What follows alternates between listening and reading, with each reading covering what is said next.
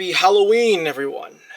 Right now, it is not really the best time to be enjoying Halloween at the moment. As you can see, I have a cup of coffee myself. Recently, my house has basically gone under attack by a ghost. You wanna know how I know? You wanna know how I know? Peep this shit. See that? No normal ghost would do that. As for how to deal with this, I can either, one, call a man close to God and have him spray water on everything in the house, or I can play Constantine for the PS2 and try to figure out how to kill a ghost. I think you can see which one I picked. Look, if it worked in Phasmophobia, I'm sure it'll work in... Well, to be fair, in Phasmophobia, at least one person dies. Guess we're going with Plan B. So to the few that aren't in the know, John Constantine, other name Hellblazer, is known as a supernatural detective, but surprisingly he's also part of the DC universe. Yes, the comics featuring Batman, Superman fighting galactic creatures and criminal thugs, relentlessly going overboard sometimes. He's in that same universe, fighting off demons and angels. Most of the time it's demons. In 2005, the comics would later get adapted into a film called Constantine, and later on, that same movie would get a tie-in video game called Constantine. But yeah, it's basically just one of those tie-in video game movies. Remember, this was Constantine before he got the modern look where nowadays he wears a brown trench coat and blonde hair. So it'll be interesting to take a look at Constantine before this phase. So let's take a look at Constantine for the PS2. Now, I will admit something. I did not know that this was a movie tie-in game until I started writing the script. So if by any chance there's a part of the story that I just don't like, well, I guess I just haven't seen the movie. By the way, if the footage looks like ass, I tried messing with different levels of gamma brightness so that you can actually, see it. So what's going on here? We open up on John Constantine, who is just, we're just going to call him Constantine for short, all right? Anyways, John Constantine, god damn it. We open up on him performing an exorcism, and he does exorcism things. Sorry, the only thing I know about ghosts is that you can take them and suck them with the vacuum cleaner, and that's kind of it. Before we even start the story, we also learn about hell. I'm not adding this in last minute because I forgot to add it into the script. So during the story, you'll come across puddles that'll allow you to enter hell. I didn't think hell would be that easy to open, but here it is. It's mostly just used for like puzzles where you basically move between two worlds. But if you do want to escape hell, of course, you just gotta find a bottle of holy water and just splash on yourself, which is cool, but you can't get the scent of the holiness off you. So we find out that a man named El Ryu, for some reason I have his name as Pistachio, got murdered. Apparently he's a half-breed demon. I could not care less. Someone's been murdered. And there's now full-fledged demons just roaming the streets. We gotta stop them. But first we gotta get into El Ryu's apartment. So you know what that means. The right to bear arms. Yeah, so this game is an FPS. Pussy shit. In third person. Oh yeah, I guess that makes sense. With an auto fire. And a camera that's slow and clunky. I'm still able to land my hits most of the time, but overall, yeah, this camera could be much better, especially for a PS2 controller. But over the time, throughout the story, we pick up different weapons, each one with a religious theme. We got the Witch's Hand, which is the normal weapon you start off with. We then have the Crucifier, which shoots flaming nail bullets in case you want to crucify your enemies, but it acts more like a machine gun. There's a crossbow that's called the Purger. It acts like a sniper and takes about an eternity to reload, which is why I classify it as a sniper. And the one that I think is popular in the movie, the Holy Shotgun. A shotgun that basically shoots crosses as ammo, which to be fair is pretty cool. Although this weapon is more unique unlike the others, in which you have to find pieces for it in like one level, which is a cool gimmick, but it's quickly dropped and later forgotten about. Plus, like other shooters, this game also has some side weapons. We can throw glasses of holy water. This is mostly done on enemies who are pretending to be humans. Just throw holy water on them and you'll be able to damage them. There's also a flamethrower, and it sucks. That's it. There's also some other side weapons, but to be fair, I really didn't use them throughout my playthrough. I just stuck to using weapons because they were already good enough. Other offensive abilities we have is Magic Exorcism. Magic we can use like a lightning spell in order to clear all enemies in the room. Although this move can be cancelled if you're hit by an oncoming projectile. We can also perform exorcisms on those who have been possessed, but to be fair, this costs a lot of magic, plus you can only use it on one enemy, so it's kinda useless. The animation's cool though. We also have a reflective spell, but that's only just used in like one boss fight, and that's kind of it. But as for Constantine's magic, which is most of it, yeah, no, just use lightning spell. I mean, it's the most cost efficient. Also, it clears all the enemies in the room. So, yeah. Constantine can also heal himself thanks to drinking. I have waited years for this.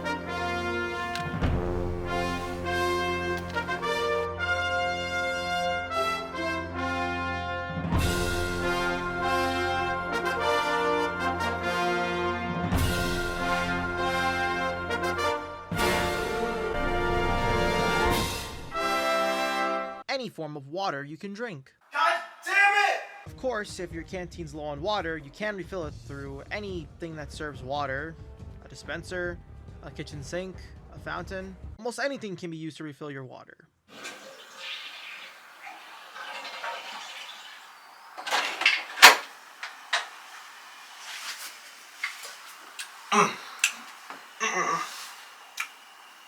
What? But back to our story. Since this El Rio guy was killed off and demons are now starting to show up out of nowhere, Constantine decides to do a little investigating. And after battling a giant demon, Dragonhead, and watching our priest friend die at the morgue, we get arrested and taken in and investigated by a woman named Angela. We find out that she has a mark on her that reads a passage that's not in the Bible.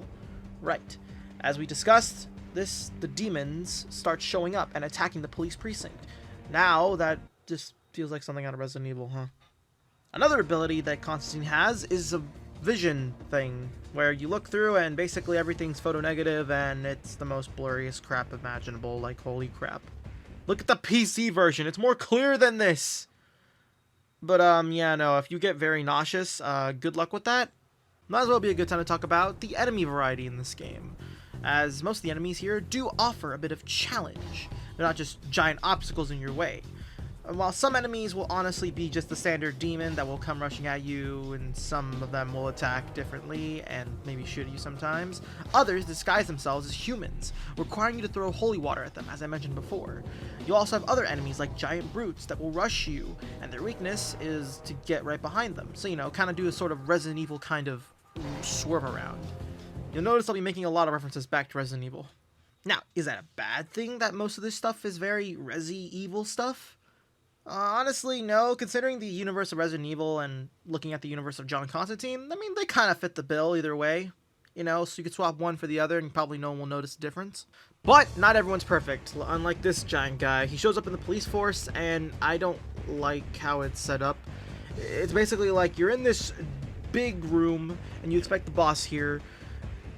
And honestly, it feels like you have no time to like even react or anything, because as soon as he gets a chance, he'll just keep relentlessly beating you on, knocking the crap out of you until you're dead, not even giving you a chance to respond. Like, this is the first boss. What the hell?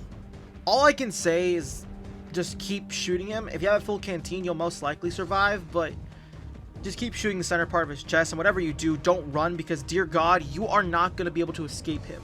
Hell, I even tried going into these other rooms because I thought, you know, they might be safe in there. But no, he can just ground pound the floor and break through.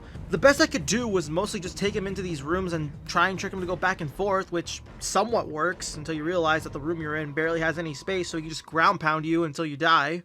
But yeah, no, this is like a terrible first boss. So we go to this bar after that boss fight and ask this guy over here for where we can find a lens to read the Bible Director's Cut. On our way out, we meet Balthazar, a guy who's probably going to be the final boss or something, but we can't fight him now because John Wick rules, no fighting at the bar. Anyways, we're off to the Hell Museum.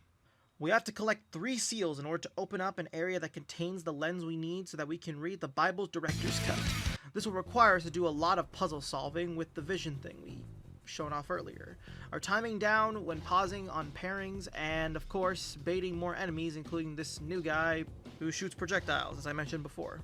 After all that, we collect the lens we need and head back to the apartment, and also see that Angela's there. She's here to ask us for our help in figuring out this whole mess. We enter and we realize that the guy on the phone we were talking to earlier is dead. And then Angela gets kidnapped. But then, our good friend Beeman left one final note before he died. It's a new incantation that we can use. What is it? Honestly, I do not remember, and if I did, I would have used it honestly. After that, we meet Gabriel, from Bibble. Anyways, Gabriel tells us that Balthazar has cheats on, and in order to stop him, we'll need to travel to Hell's Temple and pick up an incantation to actually kill him. Now we arrive in... Hey look, it's California. We have to make our way across the highway and reach Hell's Temple. Why are we not in the human world when we can do this? I don't know, you tell me. Also, some advice. Don't try and rush ahead of this area. You're just gonna end up jumping in a hole that's meant to be the death pit. After doing some platforming and making our way past this giant-ass brute again, we made it inside the Hell Temple.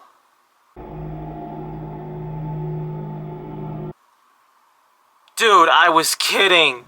Revelation aside, after making our way through the temple, we finally reached the main area, and here we have to go through 5 different trials that we can collect the incantation.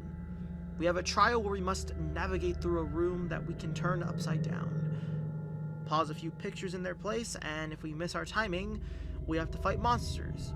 A trial where we have to fight through a long hallway that can sometimes be dark at the end, and have to fight this giant-ass brute again. God damn it! Then another trial where we have to platform an abandoned building in the middle of nowhere, and this one honestly just sucks. You have enemies that try to jump you, and I guess try and stop you while you're climbing. I don't really get what the trial here is. And then you have one where you just follow the pattern of the moon going through an eclipse, and that one's not that bad. After all that, we insert the keys we need in order to open the vault, and now it's time to go and confront Balthazar. I can't wait to put a cross-shaped hole in him. Anyways, at this state, we're basically at your average end of the game plot. So, this is where you put your skills to the test.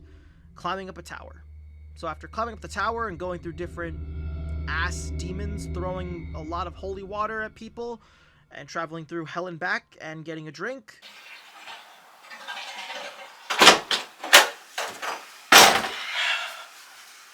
Look, man, I've had a long day of being haunted, okay? I still haven't even cleaned up the fucking priest's body. I think it's still in the living room.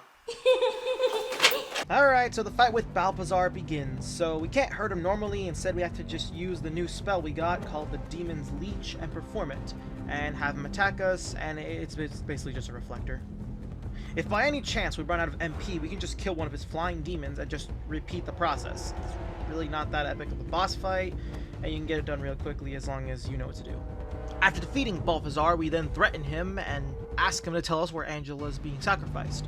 Otherwise, we're going to start reading that part of the Bible where God doesn't allow furries. He then cracks and tells us that Angela is at a hospital and that it's too late, so we put a bullet inside him, a cross-shaped one. And now it's time to end it all. But the hospital is crawling with demons constantly, so we're going to need a plan to take out most of them. That's where we decide to go to the boiler room and basically fill it up with holy water. After doing that, we now have access to use the fire alarm and basically trigger the sprinklers that are now condensed with holy water, allowing us to kill multiple enemies or get them stunned, which completely lags the game, Jesus Christ. I should also mention that we've also been picking up these bonus cards, and if you're wondering what these things do, it doesn't even give you any new powers or anything. If anything, it just gives you access to bonus features of the game, which is pretty cool. I mean, I really don't care because I'm not that into comics and stuff, or the film that this game is based off of, but yeah, it exists if you want to collect them all. There's a lot of them. I don't even remember what the bonuses were because of this recording. And that's John Constantine. Overall, for a movie slash third-person shooter slash movie tie-in game, I will admit, it got the job done. The controls gave me more of a Resident Evil 4 kind of vibe. Granted, I never actually played Resident Evil 4 aside from the demo, but I will admit, if you compare the two games together, they kind of felt similar in ways. I mean, there's a difference obviously by a margin, but still. But who knows, maybe if I ever do take a look at Resident Evil 4, my opinions will change of that. Overall, the enemy variety was unique and stuff, and I mean, there was the annoying enemies, of course, the giants, for example. I still pretty much enjoyed the challenge of taking down each enemy, even the ones that I had to, like, put extra steps towards. And the weapon variety, overall, I thought was pretty good. I mean, I think around the time at the end, I kind of just went to just using the crossbow shotgun. But I still think it was a good batch of good variety of weapons, and same with the secondary gadgets, of course. Flamethrower still sucks. As for the spells, I'm gonna be honest, it was a bit of a downgrade there. I honestly do think that the lightning spell is like the only good go-to-use one. Everything else is kind of just borderline useless. Exorcism and Demon's Leech, they're just simple-ass spells that I think are only needed like to be used once in the game, and that's kind of it. They're just borderline useless. Especially since you can increase your magic. Sure, some enemies won't die in like one shot with the lightning spell, but if you have enough to make another spell, then you basically kind of just win. As for the level design, I will admit it was mostly just the same borderline hallways and stuff, but I will admit I'm glad when the game actually tried to branch out more by exploring, you know, the hallways, even the museum. I will admit it did take a twist and a turn around by basically entering hell itself. And the final area where you had to travel across the highway to reach the Hell's Temple, I pretty much enjoyed that. I think it was a great way of providing challenge and stuff. And I'm not going to say this is a big shocker, but the PS2 version obviously isn't really the best way to play this, obviously. If you look at like the PC version, that is more better than this. At least you can actually see with the damn vision shit, honestly.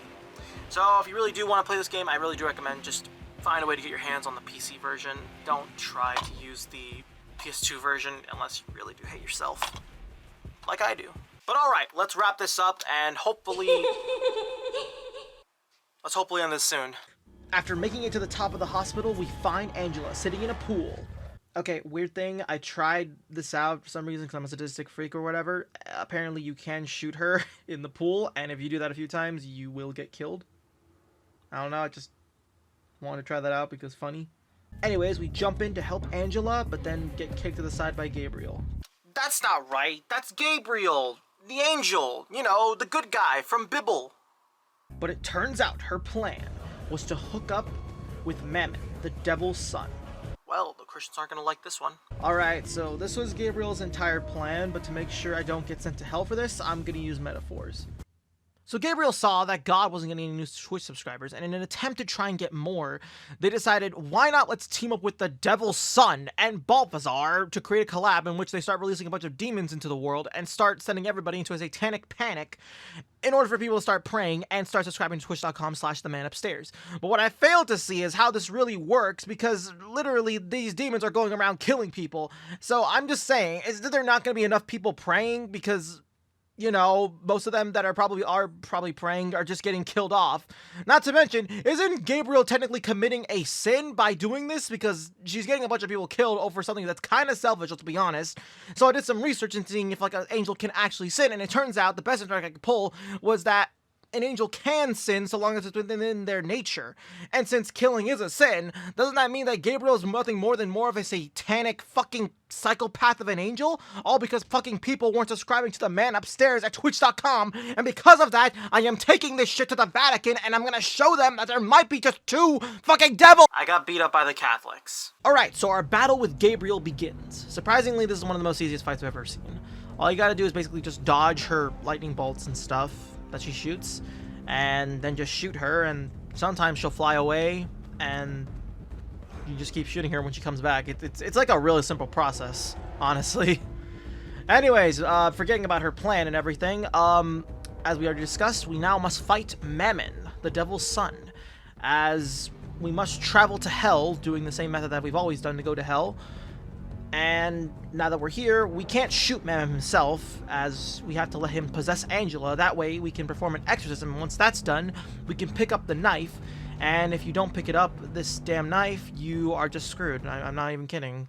Like, you don't understand death, because there's no other way to hurt him. Anyways, after not fucking up the last time, we have the knife now, and all we have to do is defeat all of Mammon's enemies, and once we do that, he'll be weakened and give us a chance to stab him. Do this 3 times, and boom, we have just defeated the son of the devil. Huh, I was not expecting to write that in. Same with the whole Gabriel the angel being a prick. After we return, Gabriel is alive somehow. To be fair, only her wings were burning. She goes on and on about how this was all God's plan, and yes, it was God's plan to make you have a deal with the devil's son and basically turn the world into one bad Hollywood film where the rapture actually happens. Anyways, Angela wakes up, and the ending is just one massive ass quip.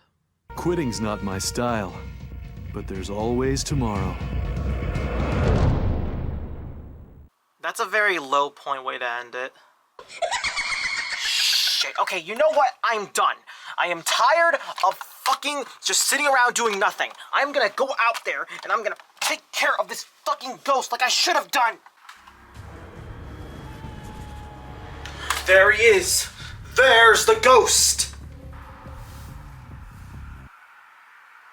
Alright, ghost. Prepare to taste my lead. Oh yeah, there's a toy. Oh. No, I should have. Oh, jeez, man. Wait a second. The holy water. It's all I've got left. All right. Prepare to taste the Lord's. Baby, you got something in your nose. Sniffing that K, did you feel? You know what I mean. All right, ghost. Prepare to taste the hallelujah. Wait, I gotta go bless it first.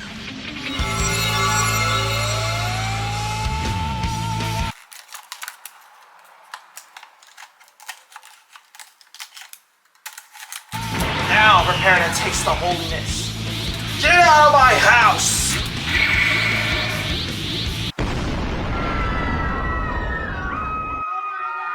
That was a warning. Now prepare to get out of my house. Okay, fine. I'm out of here.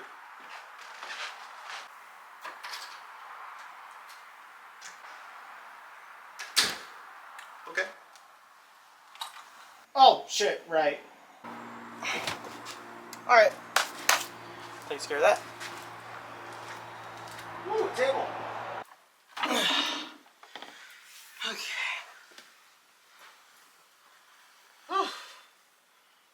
Well, Gus gone now. Well, I guess everything worked out in the end.